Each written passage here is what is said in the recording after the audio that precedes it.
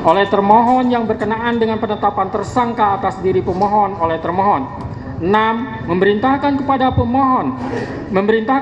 termohon untuk menghentikan penyidikan terhadap perintah penyidikan kepada pemohon.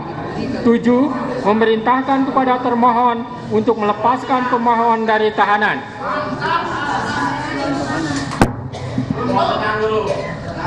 8. Memulihkan hak pemohon dalam kemampuan, kedudukan, dan harkat serta martabatnya seperti sedia kala. Dan 9. Membebankan biaya perkara kepada negara. Demikianlah diputus pada hari ini Senin, tanggal 8 Juli 2024 oleh Eman Sulaiman sebagai Hakim Tunggal.